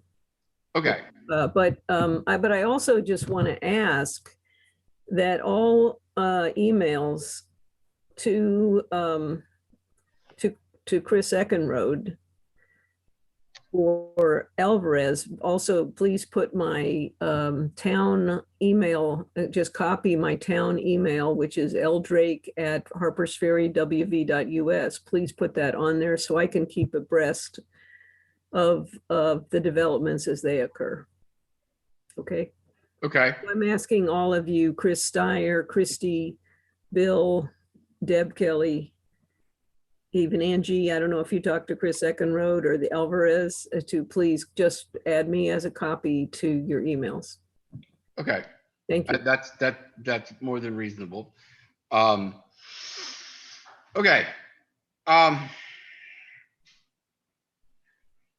We have before us the discussion and action on the bid that we received from the for the Elks Run 8-inch main relocation, along with the engineer's recommendation. Has everybody had a chance to review that? Christie's got her hand up. Oh, Christie, you're muted. Eckenrode asked me to call the references that MTC had given us, and so I called all of them, except for I didn't call Lee Snyder. And you'll notice that he's listed as they're going to be doing the boring if this bid is selected. And Eckenrode said they're really good at boring, but they're not going to be on Park Service property at all and doing that. I asked Eckenrode that specifically. But I called MC Dodd Construction, both the CEO and the COO. And both of them, the CEO said he listed off all the projects that MTC had a hand in with them, said they, quote, get first crack at anything in their wheelhouse, end quote, says no problems with them at all, and have been using them for 10 years, and that the projects having been on, that some of the projects have been on MPS on Park Service property. The COO said essentially the same thing. I mean, they said that they're super easy to work with, on time, follow the guidelines, et cetera, et cetera, et cetera. Then I talked to Terry Ikens, W. Harley Miller Contractors. He said they show that this contractor shows up on time, keeps to the schedule, follows the guidelines, silk fences, safety, et cetera. Clean job site, had no problems with them, would hire them again, and have used them several times. The one person that did not respond, and I was not expecting him to, was the guy from First Energy Company, because I've never had much luck with First Energy responding back. Harvey Miller built Shepherd College. So What's that? they listed references who said nice things about them. Right. Well, actually, I had specific questions to ask them that I got from Chris Steyer and Eckenrode of what sorts of things that I should be asking them that are going to be important. And so that's what I was asking them. Well, that sounds interesting. What did you find out there? I just went over it. Okay, What? That wasn't all you did was just laud them there, that I they know. just said nice things. that's But kind of what that references. wasn't the questions that Chris Eckenrode told you to ask, was it? Well, about, do they show up on time? Do they keep a schedule? Do they follow the guidelines for erosion control, safety? Do they keep a clean job site? Have they ever had any problems? Would they hire them again?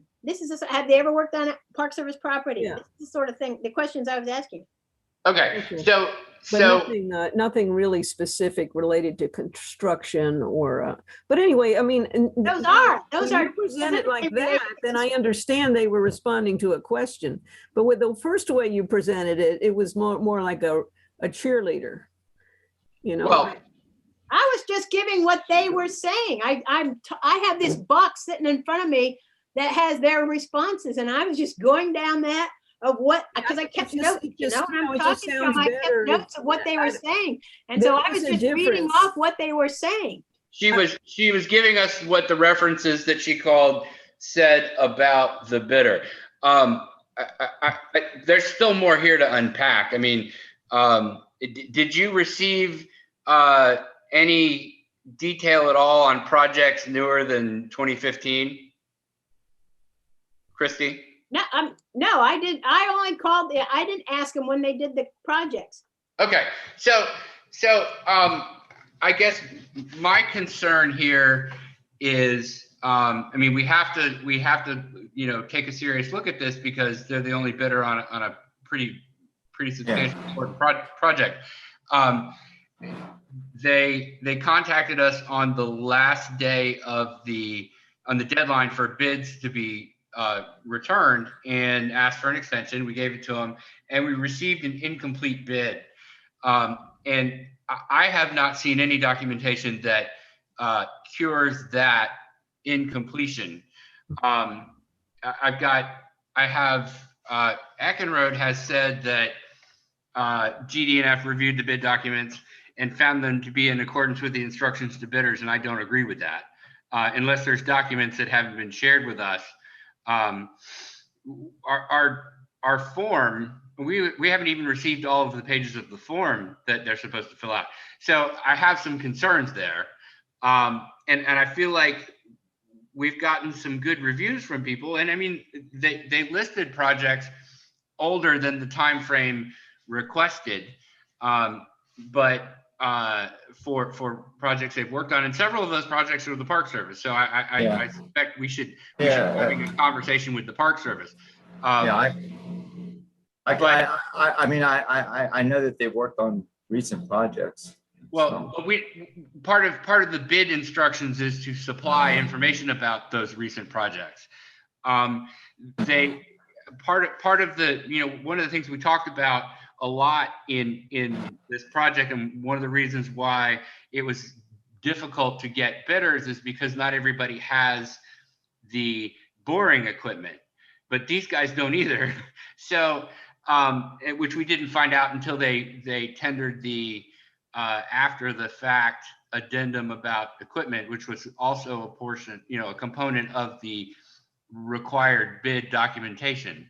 So and when we ask for additional information, usually in a bidding process, when you request additional information, you've looked at their complete bid and said, okay, the things they have disclosed raise other questions that I'd like to find more about this, and this. It's not, hey, please finish your application. You know what I mean? So those are my concerns about this particular bid. And I don't feel like, I feel like maybe the fact that they're all we got and the urgency of the project is driving, you know, sort of not really looking at all the red flags here because we feel like we need it.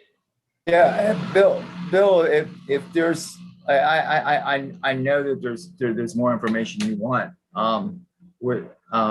If you would provide just a list, I could. Chris, we did provide a list. I know you have. I understand that. I'm just saying if you wanted further information, I can't decide whether, I mean, I can't formulate questions about additional information if I haven't gotten all the first round of information. That's my concern. Okay. And I'm not, you know, these guys may be fantastic. I have no idea. And they haven't, you know, they're not. Yeah, no, I'm totally with you. And so when you have to kind of pester them to just sort of do the bare minimum for completing the bid documentation, that to me is a little stressful. And yes, it is. Yes, it is. So those are my concerns. Well, we need to know what our options are here. That is, when this is not the first time that all these problems that you've mentioned, Bill, have come up in a bid project. So what are our different options as far as dealing with it? And we can take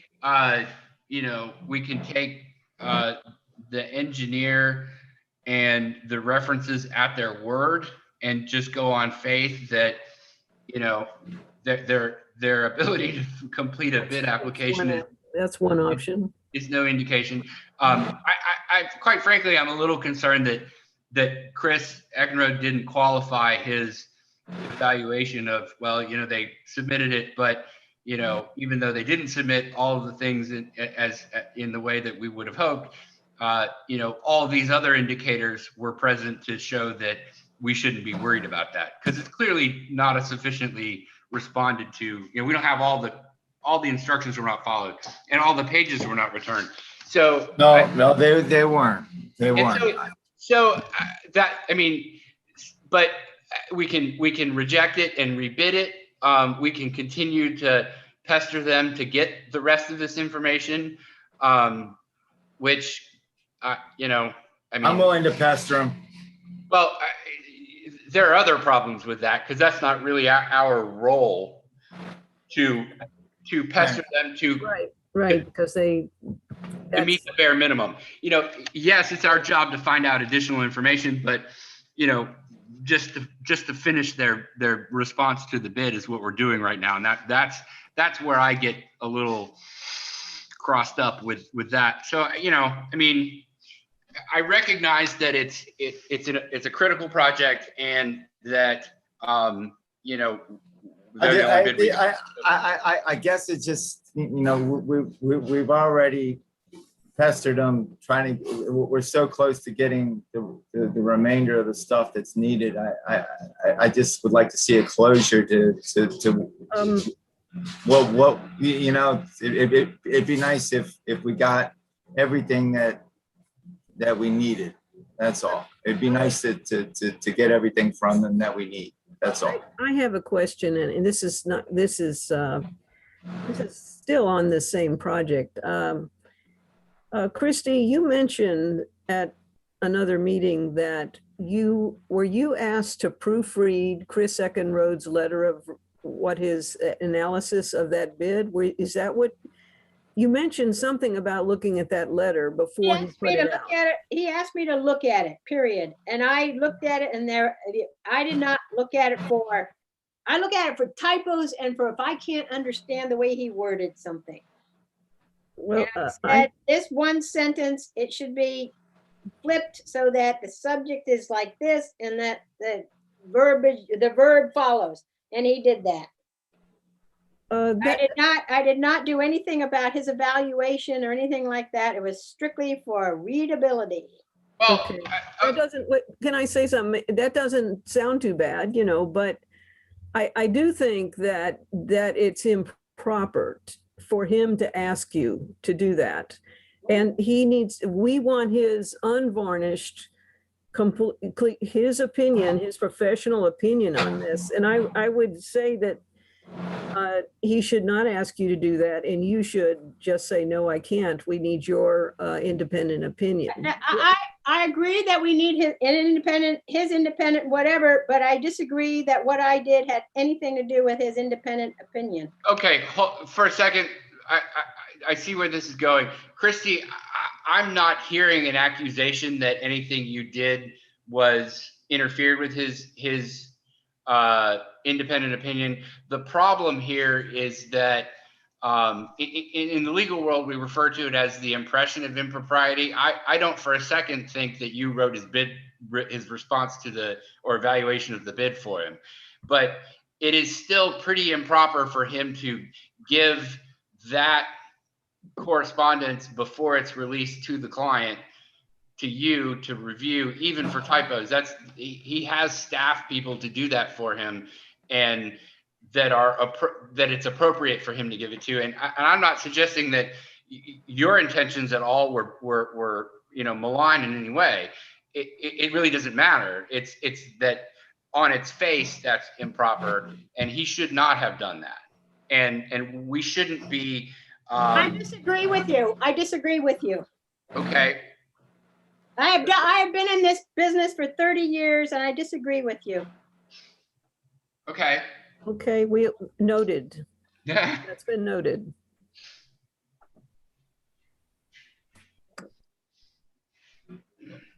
Does anybody else have any thoughts on, our basic choices are to accept and recommend to the town council that we move forward with this, to reject, which will ultimately result in a rebid.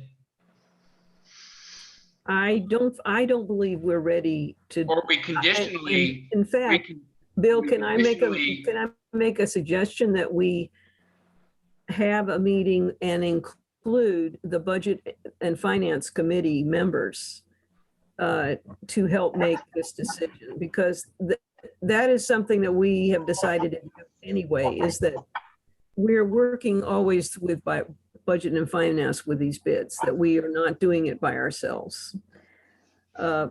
What do you think about that?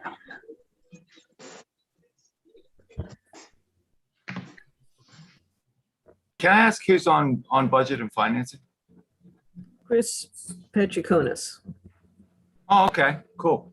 So, I think the plan, as I understand it, is really to consolidate the all public procurement efforts for the town, which would include this project. Yes, All bidding efforts through budget and finance as the clearinghouse for all such activity, which would make us the subject matter experts they rely on for the details in the bid, which makes sense to me. It would create much more consistency and a lot fewer headaches for all of us. But in this instant situation, I mean, if y'all want to have a whole other meeting on this, and include, the three people on the Budget and Finance Committee, I'm not gonna oppose that. But really, we can also vote to recommend or not to recommend, and let Budget and Finance, address it with our recommendation or our lack thereof. I mean, or we can just meet again. I mean, I'm not, either of those is fine. I don't think that, we can conditionally agree to continue to try to extract additional information from the bidder, which I think I don't favor that approach. But if we do that, I think, yes, we should include the Budget and Finance Committee people, or at least Chris Petrokonis, not just because their input will be valuable, but because I'd like them to see the kinds of concerns that what they ultimately build as a centralized point for all of this public procurement, what the kinds of things they're going to have to be considering and thinking about and paying attention to, and seeing it as it unfolds would be useful.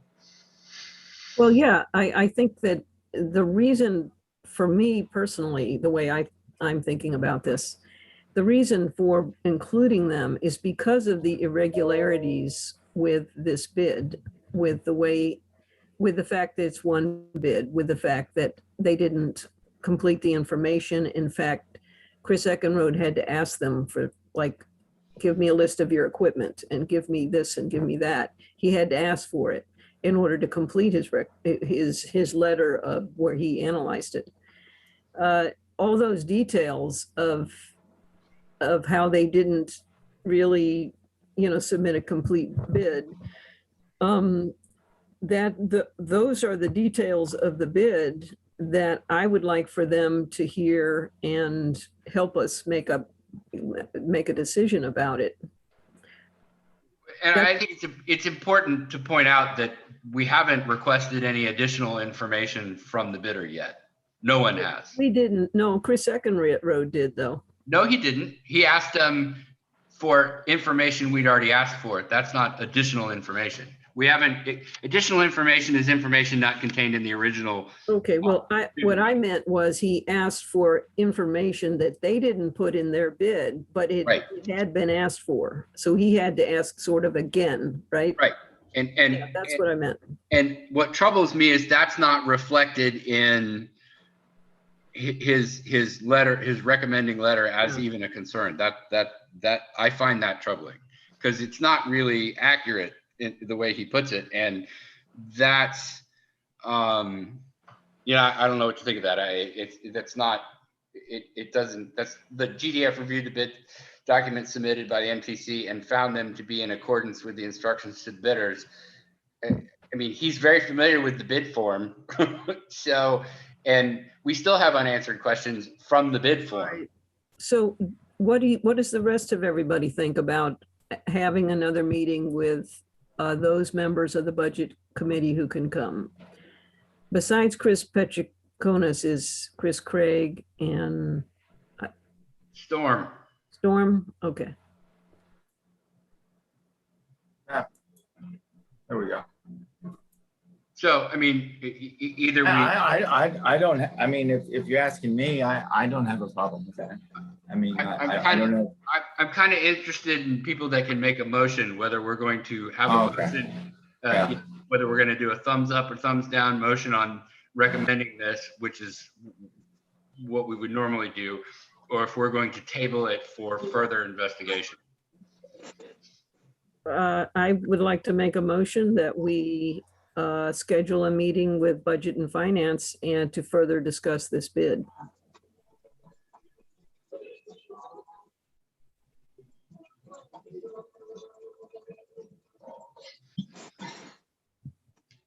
Is there any, Christie, what are your thoughts? You have a second? She's still here? We probably need a second before we discuss, right? Yeah, Is there a we need a second? second. Yeah, okay. I did not second. Do you second that, Christie? I was gonna wait for you to second it. No. We.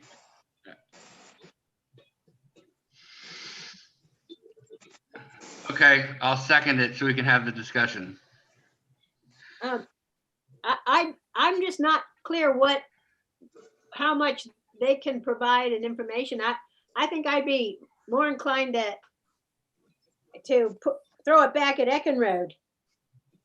Now, why he gave that recommendation if it was incomplete. Because there might be reasons for why he did not, think that information was important. I'd rather find out from him. Why did he do that? Well, we can do that as well. I mean, He can give that explanation at the meeting that Chris Petchkonis and Storm and Chris Craig attend. That's a good question, Christie. We should ask Eckenrode. It's not, I don't think that would be instead of it, but it would be, yeah, we should ask. I mean, there might be a logical reason for it. I just don't know, because this is not as big a project as the water treatment plant complete redo, not even close. And it might be that some of the bid documents ask for that just as a general thing, and instead of going through and picking out this, picking out that, and not having it in it, that he just made the determination that it wasn't that important. I don't know. I'm just guessing. Because when we were going over the bid documents, he was saying this doesn't need to be in it, this needs to be in it, and it's like, okay. And I got the impression in some cases that it didn't need to be in it, but he said, oh, don't bother, then the hassle of taking it out because the next one might need it. Anyway, so I'd be much more inclined to ask Eckenrode first. Wow. You Why brought are up, you happy with this bid without those particular items? I asked, the one bidder, MTC, asked about some of the documents because he said that yeah, typically are required of much bigger projects and bigger companies. And so I don't know if that's the case, if that's why Eckenrode went ahead with this. And I would much rather not waste the time of the council people on that committee until we find out from Eckenrode. yeah, you brought up some valid points there that you could have easily had stuff in there that didn't even need to be in there for this bid. Right. Okay. I mean, I'd like to find out if that's the case, if it didn't even need to be in it in the first place, and now we're picking at it because it wasn't in it. Well, I usually just things find like a list of equipment should have been in there. We know that should have been in there. Well, it should have been in there, but it's not like it's a make or break. It's more of an informational thing. And the reason why we need it is because when we're doing when they do the first thing that's gonna have to do with the Park Service is a construction permit, and that has to list out what the equipment is. So would have had to been provided for that. I disagree with your assessment there. That was not just a sort of fluff information on the bid. And that's a basic, very basic request of a bidder in this context.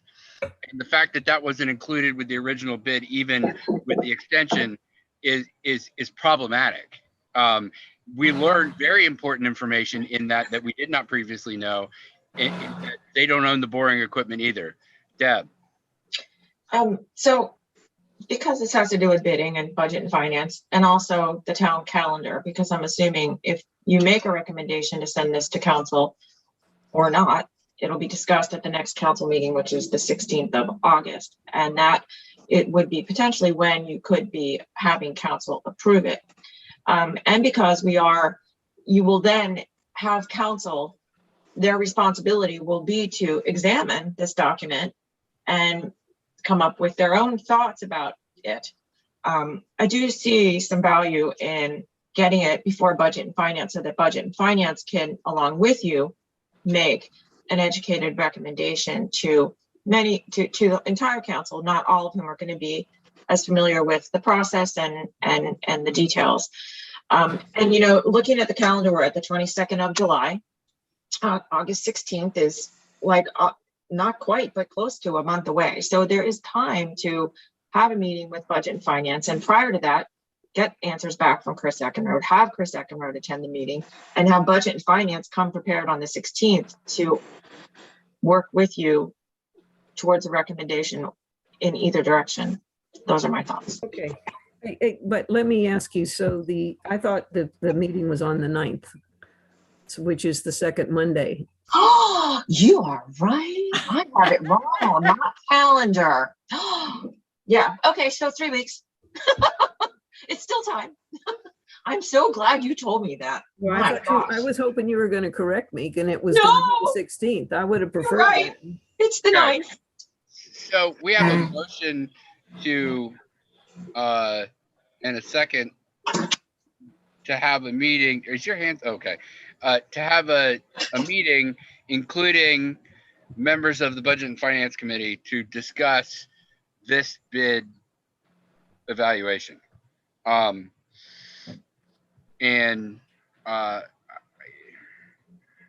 I'd like,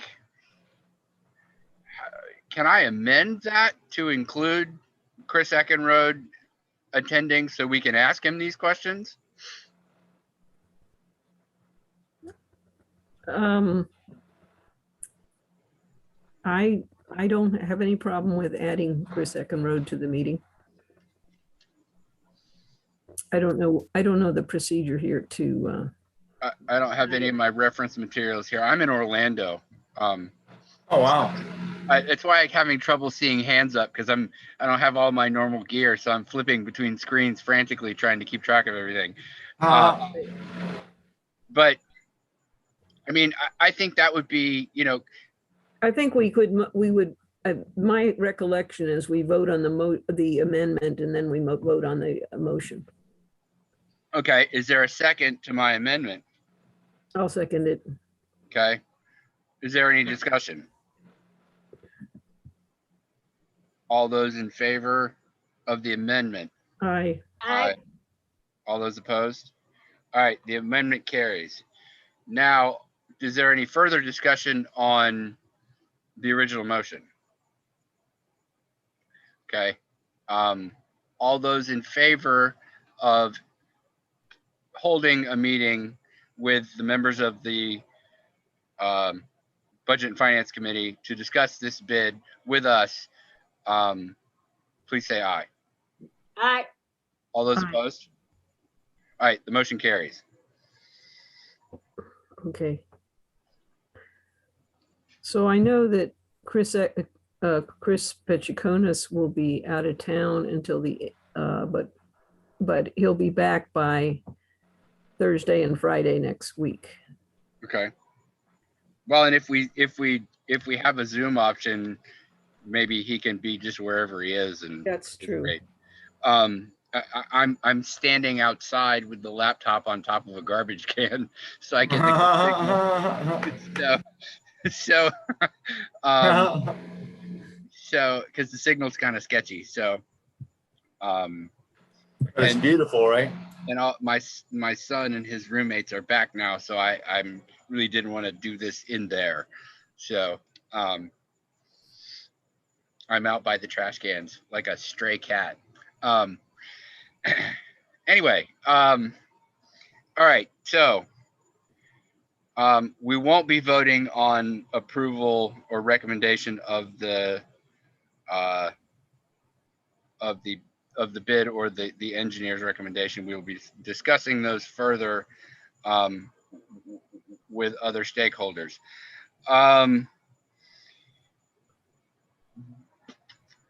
I accidentally skipped over just a brief announcement. Tanner Haid has resigned from his position with the West Virginia Rivers Coalition effective July 2, 2021. And he's been great for us. So maybe we could, send him a card of thanks or something like that. But I just wanted to let everyone know. Staffing and commission, old business from a fair while back was we need to be continuing to develop the job description of our administrator position, and we had discussed that. And then with Laurel's moving up the local government ladder, that sort of fell aside, and we weren't talking about it anymore. Is there a way to get that rolling again?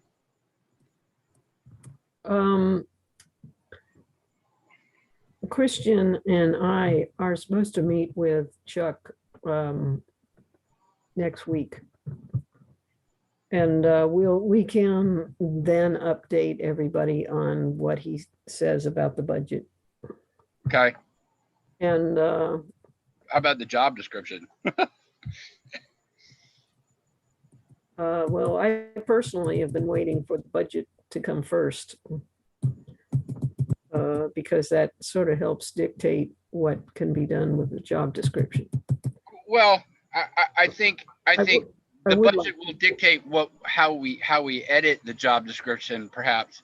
But I think if we present them with the case of these are the things we need, and here's why we need them, and why we need to figure out how to pay for them, because here's what it's going to cost us if we don't, then that's a different conversation and dialogue on the budget than just waiting for the money to appear, because we don't really know what, Well, I agree that description that you just said so well, that definitely will come up when we are, talking to the town council of this is what we need, this is why we need it. That's exactly. Well, Actually, I think that these two things are so intertwined that we can't say one comes before the other. well, They but both- I think the job description frames the budget discussion, and what we promised our charging orders, if you will, from the town council were to develop a job description and then figure out how to pay for it.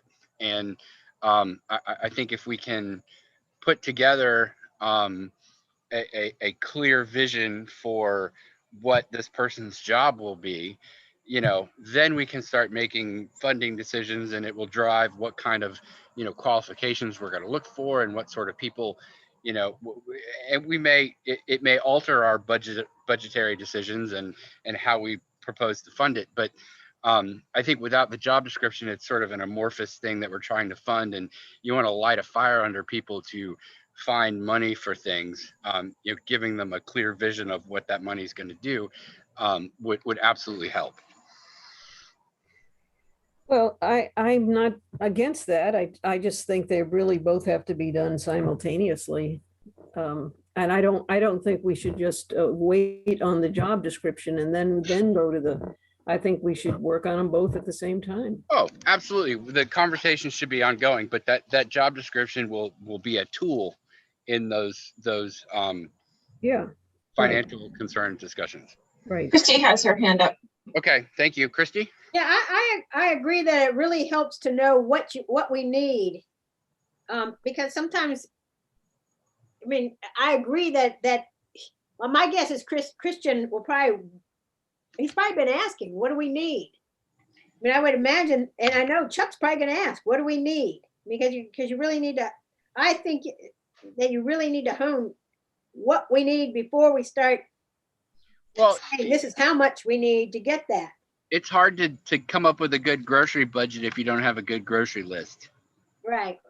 Yeah, but I don't have any problem. There's so much stuff that can go in a job description that there's no end of administrative matters that we all have been taken care of I can tell you what I need.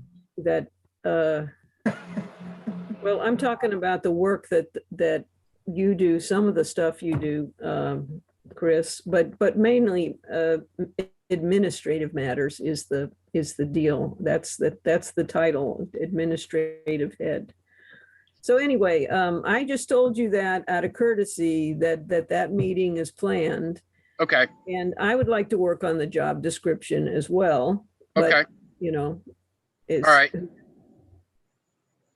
So. That's, so we're going to be doing the, working on both of those prongs at the same time. Hopefully we can get a job description together in a way that will help drive the financial side of things. Because it would definitely, I know Christian Petchkonis will be, you give him the right job description and he'll get it done. He will fight tooth and nail to get it. Christy's got her hand up. And muted. Oh, No, no that one. was from before. That was from before. Okay. See, I flipped back and it was up. So, technical difficulties, folks. Thank you for bearing with me. New business.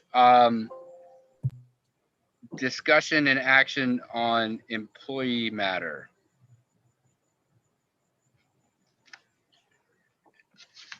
Hold on. That is no longer, that is something that's being handled with me and the mayor. Okay. Okay? All right. Keep us posted. Yes, sir. Christie has her hand up. Okay. I don't have anything with that, but I think we have that sign that's sitting out there at the visitor center, and they gave us 90 days on it. And I know from personal experience, they're not going to remember that 90 days and when the 90 days is up. But I think we should look for another site for that sign. Okay. So, anybody have any ideas?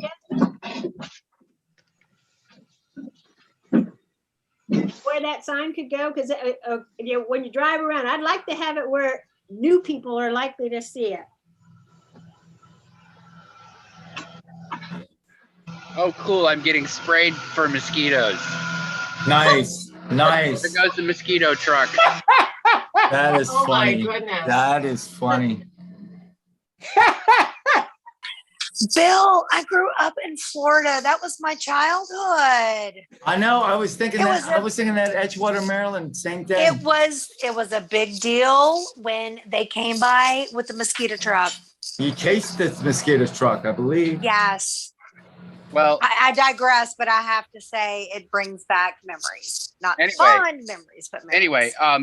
anyway, do we have anything further? Motion to adjourn. Second. Okay. All right. Ah. Thanks, everybody. All right. Thank you. Just a vote. Aye. All right. Bye, everybody. Bye.